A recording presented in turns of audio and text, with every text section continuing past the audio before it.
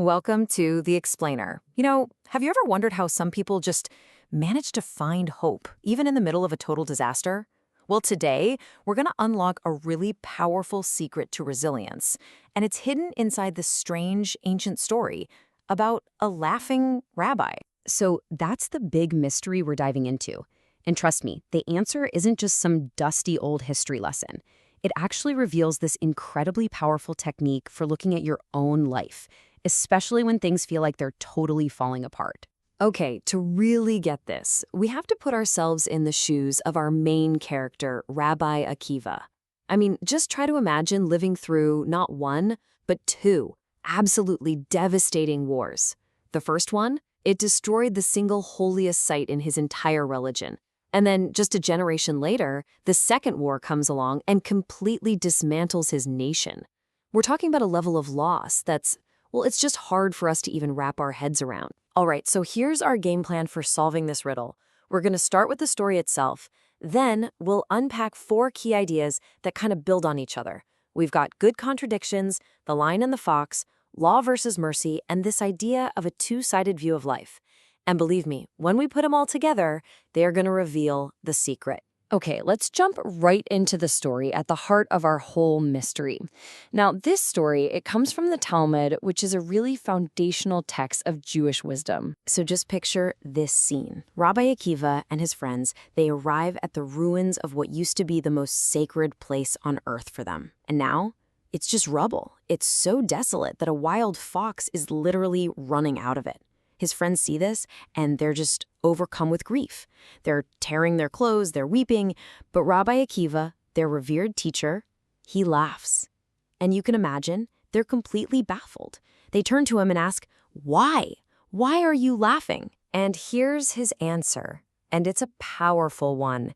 He says, "Look, a prophet once foretold that foxes would run through these very ruins.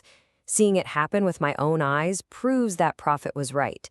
So he reasons, if that's true, then the other prophecy from that same prophet, the one that says this place will be grandly rebuilt, well, that must also be true.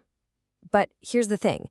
His logic has a kind of hidden flaw, because as we're about to find out, not all prophecies are created equal. Right.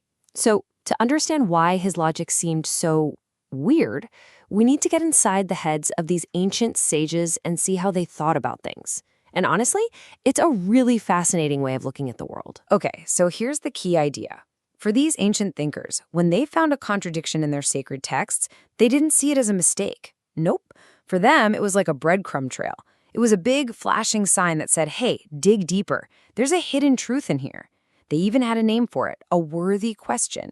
And this is crucial. As we're about to see, Rabbi Akiva goes and intentionally creates one of these. And this is the exact rule that Rabbi Akiva seems to be breaking. See, in his world, a bad prophecy, one about doom and gloom, is really a warning. You're supposed to change your ways to stop it from happening.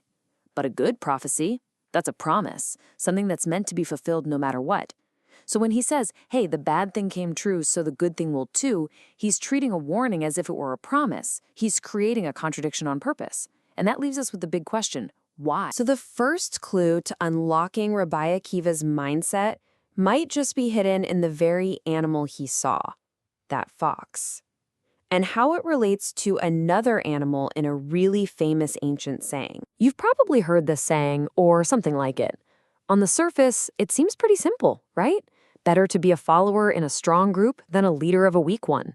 But the choice of animals here, the lion and the fox, that's totally deliberate. This isn't just about strength. It's about the fundamental direction, you could say, the vector of your life. And the symbolism here, it actually comes from how these animals are seen to move. Think about it. A fox often turns its head back towards its tail. That's a motion of decline. But a lion brings its tail forward, following its head. That's a motion of growth, of progress. So the proverb is really asking you a deep question. Is your life pointed towards decline or is it pointed towards growth?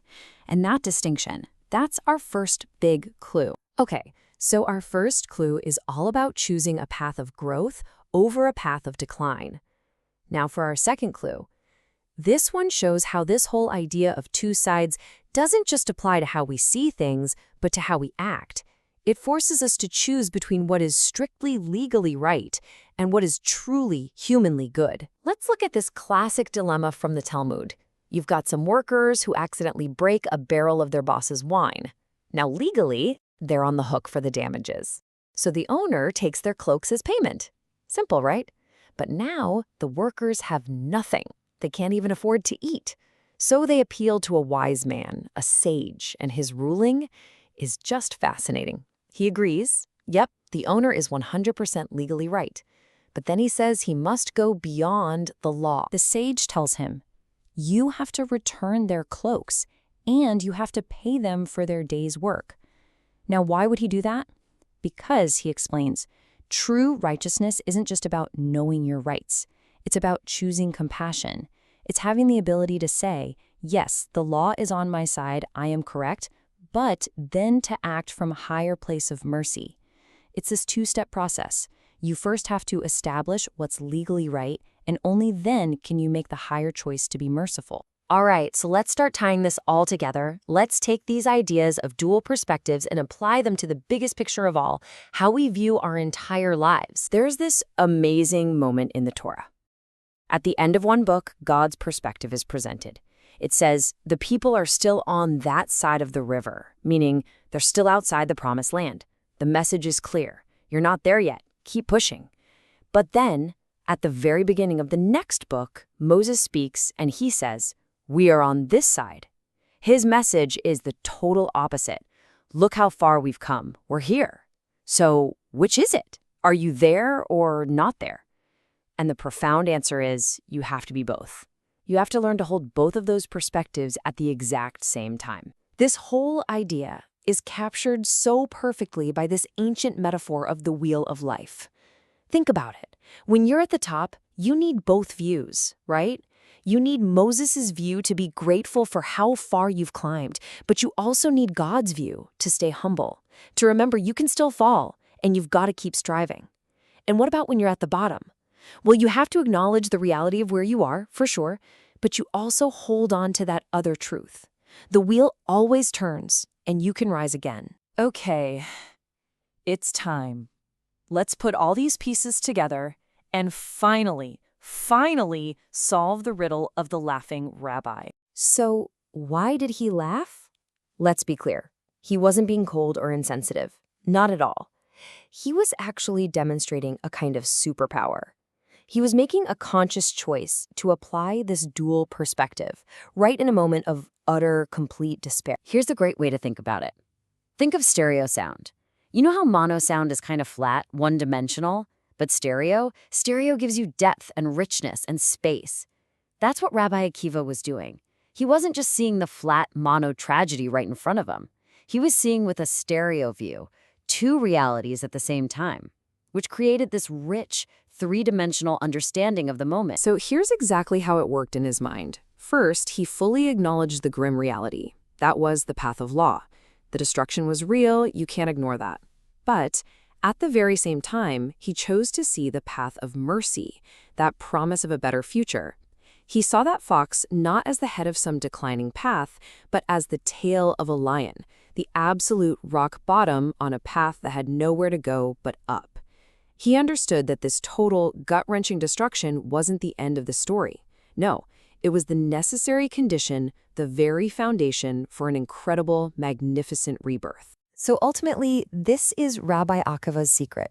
It's this stereo view of life. It's the ability to hold two completely opposing truths in your mind at the same time, to feel the very real pain of the present without ever losing sight of the future, to celebrate how far you've come while still pushing for more.